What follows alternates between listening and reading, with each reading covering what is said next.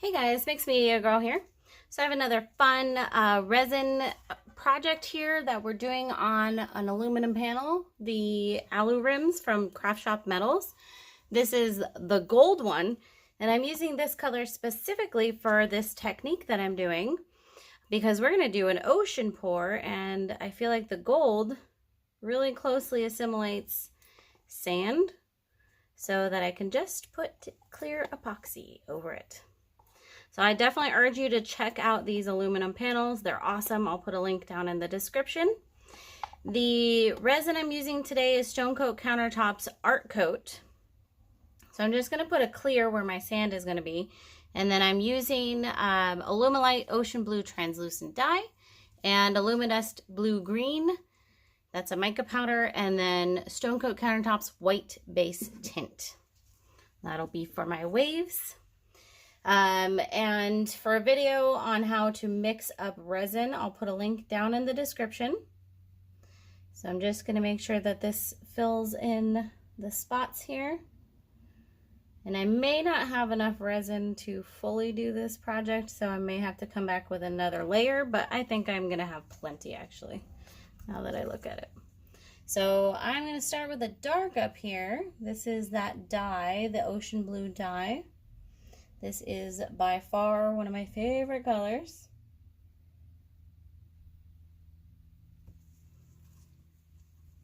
I'll get that all out of the cup.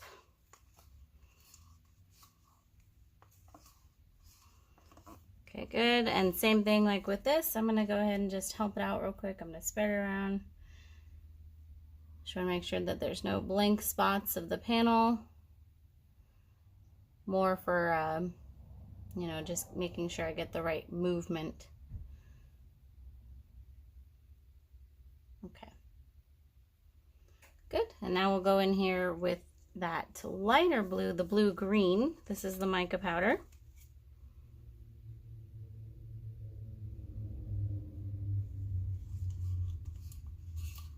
And these, my idea is they'll just blend together. So I'm not trying to keep any colors separate. And before I add my white, I do actually want to make sure that the panel itself is fully covered. So I'm going to go ahead and just help it along on these spots. And even bring some of the clear out. This is what I like to call the ugly stage. It doesn't really look like anything cool yet, but it will. Trust me. Okay, good. So now, for my ease, I'm going to actually flip this around. There we go. And now we'll get in there with the white.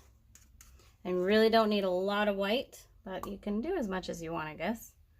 There's no particular rules. I'm going to put a line of it here. And then I think I'll go in here with the stick and do another line like along here. You can always come back and add more white. You can't take it back out, so don't overdo it on the white. Okay, next step is we are going in there with our heat gun. Yes, you do need a heat gun. Don't try this with a hairdryer.